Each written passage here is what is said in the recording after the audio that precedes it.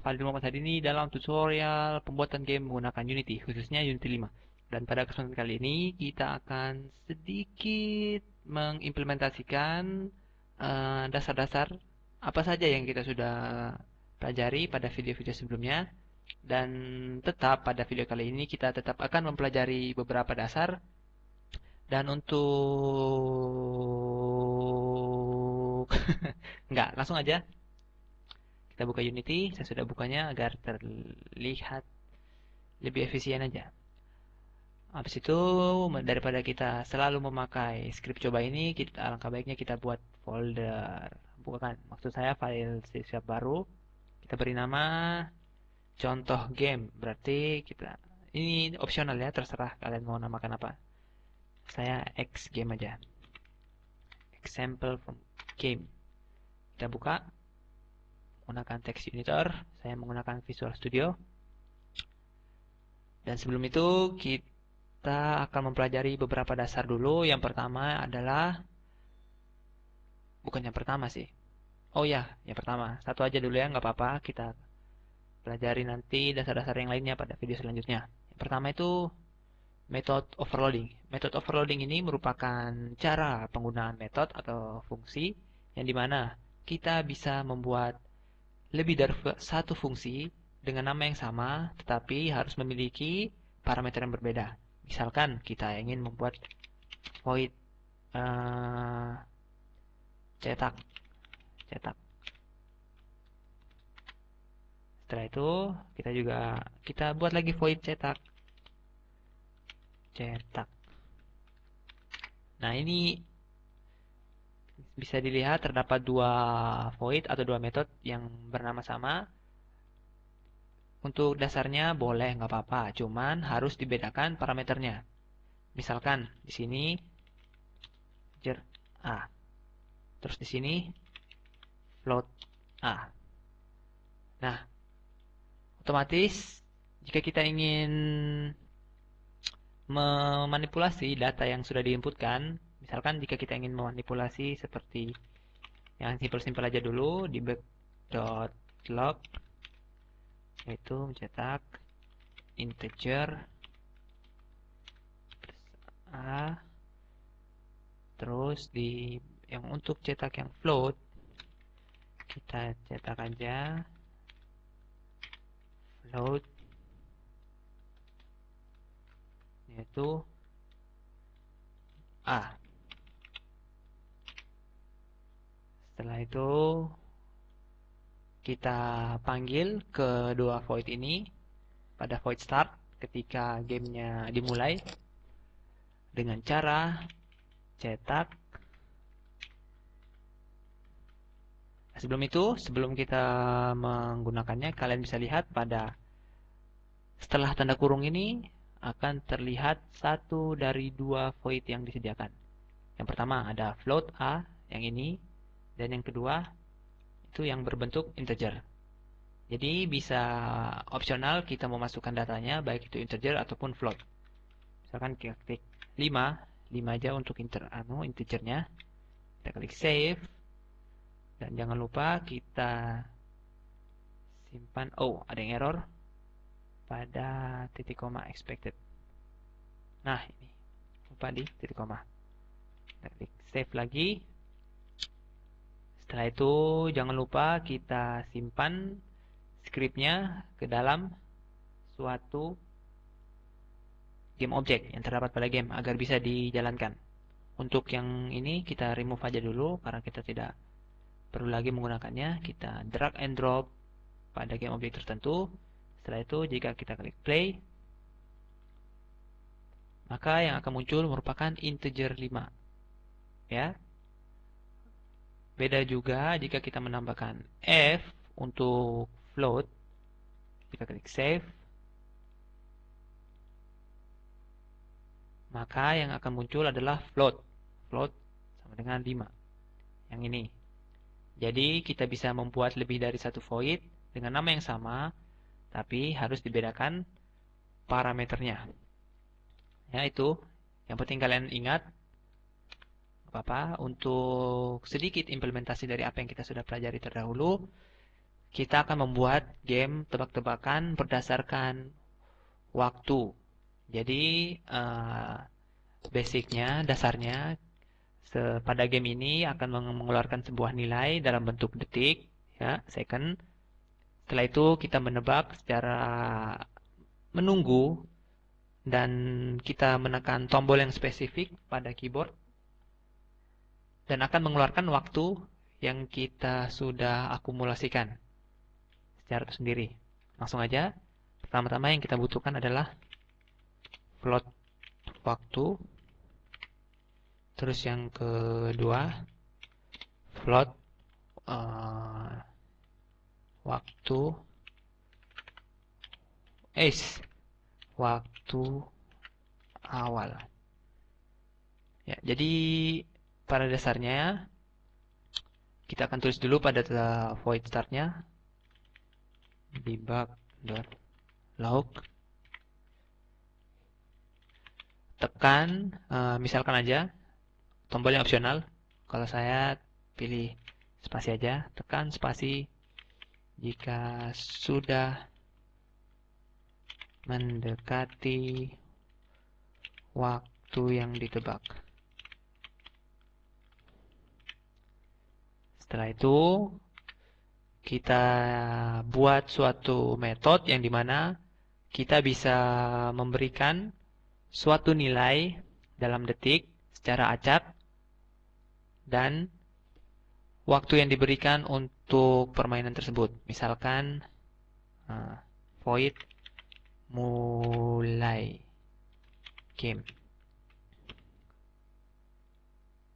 Ya, jadi pada void ini kita buat dulu void mulai game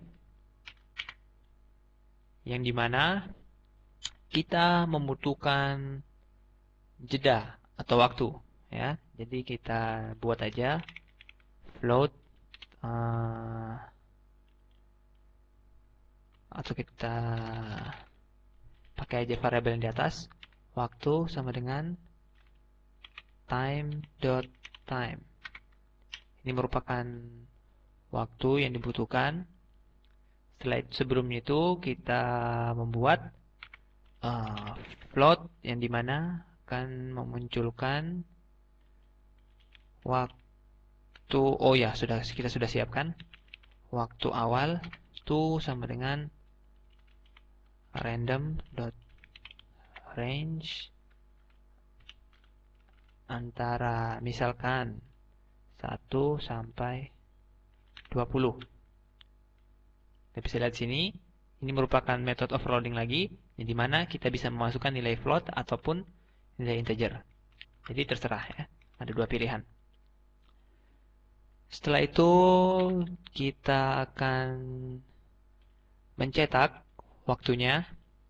Jadi debug.log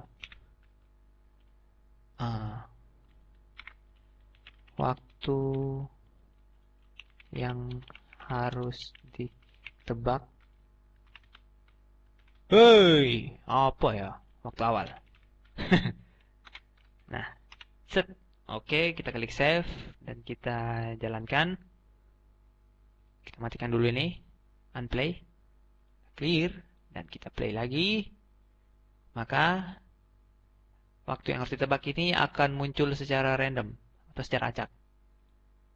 Kita coba lagi. Set. Nah, tadi 15, sekarang 7. Seperti itu. Jadi pada void update, jika saya jelaskan dulu cara bermainnya, jika kita menekan spasi untuk waktu yang ditebak, misalkan ini 7, jadi kita menunggu secara 7 detik. Jika kita sudah rasa itu mendekati 7, langsung kita tekan spasi, maka yang keluar adalah nilai dari tebakan kita dan jarak antara nilai yang kita tebak dan nilai yang kita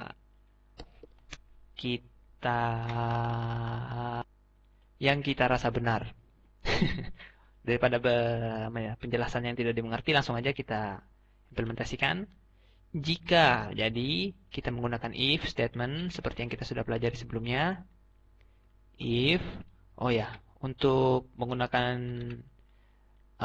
istilahnya codingan secara cepat, kita klik if, setelah muncul if, kita klik tab 2 kali. Nah, setelah itu kita klikkan kondisinya. Jika kita menekan tombol spasi untuk source code-nya, if input dot get key down, artinya jika kita menekan tombol, kita bisa lihat sini, ini merupakan metode overloading lagi, yang dimana key code ataupun string. Untuk yang sekarang kita menggunakan key code dulu. Key code-nya keycode dot spasi. Jika kita menekan tombol spasi, maka jika kita menekan spasi, kita akan mengambil nilai yang kita sudah tunggu atau yang kita sudah tebak. Misalkan float waktu pemain sama dengan time.time dikurang dengan waktu. Ya, seperti itu. Nah, setelah itu, jika kita sudah mendapatkan waktu dari pemain yang sudah ditebak, kita ingin mengetahui jeda atau jarak antara waktu yang diberikan oleh game sama waktu yang kita tebak. Float, misalkan aja jeda, apa-apa. Itu berarti waktu awal dikurang dengan waktu pemain. Setelah itu, jika sudah mendapatkan, maka kita cetak dengan debug.log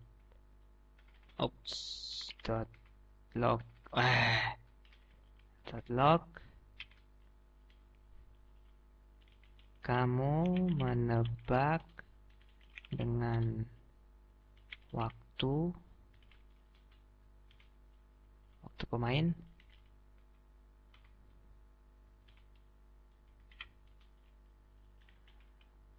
dengan beda jeda.